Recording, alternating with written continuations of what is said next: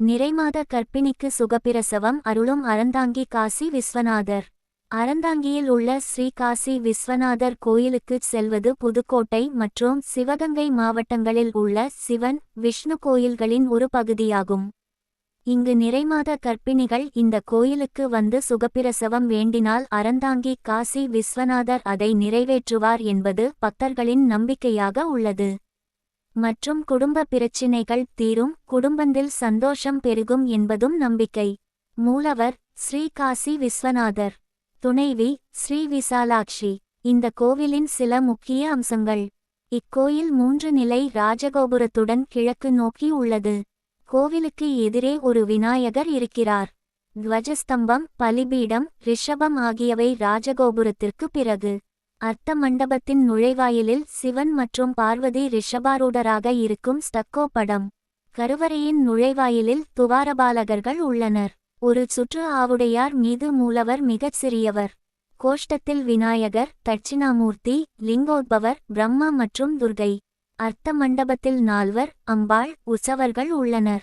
அம்பாள் அபய வரத ஹஸ்தத்துடன் நின்ற கோலத்தில் இருக்கிறார்.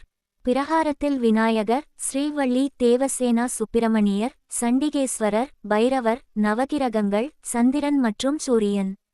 கட்டிடக்கலை. கட்டிடக்கலை பல்லவர் கால கோவில்களை ஒத்ததாக தெரிகிறது. கோயில் கருவறை, அந்தரளம், அர்த்த மண்டபம் மற்றும் திறந்த முக மண்டபம் ஆகியவற்றை கொண்டுள்ளது. கருவறையில் உபநயம், கபோத பந்த அதிஷ்டானம் ருத குமுதம் உள்ளது. ஸ்தம்ப பஞ்சரங்கள் சாலத்திற்கும் கர்ணபதிகளுக்கும் இடையில் உள்ளன. பிட்டி கபோதத்திற்கு மேலே தொடங்குகிறது. சதுர அடித்தளம் மற்றும் நாகபந்தம், விருத்த உடல், மாலை தொங்கல், கலசம், குடம், தாமரை இதழ்கள், மண்டி, பலகை, வீரகாண்டம் மற்றும் பூமொட்டு பொத்தியல் ஆகியவற்றுடன் பைலஸ்டர்கள் உள்ளன.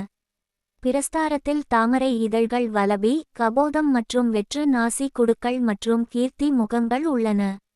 யாழி வரி என்பது பூமி தேசத்தில் அதாவது கபோதத்திற்கு மேலே உள்ளது. யாழி வரியின் மூலைகளில் மகர துண்டம் உள்ளது. முதலாவது தாலா கோஸ்தாக்களில் படங்கள் எதுவும் இல்லை மற்றும் கிரீவா கோஸ்டாஸில் படங்கள் இல்லை. சிகரம் நாகரா பாணியில் உள்ளது. 20ஆம் நூற்றாண்டில் கோயில் புனரமைக்கப்பட்டது. ஆதிஸ்தானம் முதல் சிகரம் வரை முழுக்க முழுக்க கல்லால் கட்டப்பட்ட மூல கோயில். வரலாறு மற்றும் கல்வெட்டுகள். கல்வெட்டு மற்றும் கட்டுமானத்தின் அடிப்படையில் இக்கோயில் 12 முதல் 13ஆம் நூற்றாண்டைச் சேர்ந்ததாக இருக்கலாம், பாண்டியர் காலத்தைச் சேர்ந்ததாக இருக்கலாம், மேலும் இது நாட்டுக்கோட்டை நகரத்தார் என்பவரால் அதிக மாற்றமின்றி புனரமைக்கப்பட்டது. பூஜைகள் மற்றும் கொண்டாட்டங்கள். வழக்கமான பூஜைகள் மட்டுமின்றி பிரதோஷம், மகா சிவராத்திரி, விநாயகர் சதுர்த்தி, பங்குனி உத்திரம், தைப்பூசம், அமாவாசை நாட்களில் சிறப்பு பூஜைகள் நடத்தப்படுகின்றன. கோவில் நேரங்கள். கோவில் காலை 7 மணி முதல் 11:00 மணி வரையிலும், 17:00 மணி முதல் 20:00 மணி வரையிலும் திறந்து வைக்கப்படும். தொடர்பு விவரங்கள். எப்படி அடைவது?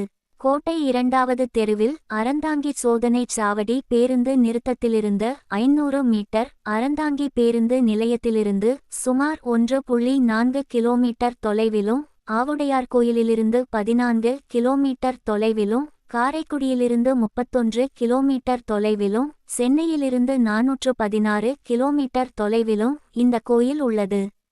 அருகிலுள்ள ரயில் நிலையம் அறந்தாங்கி.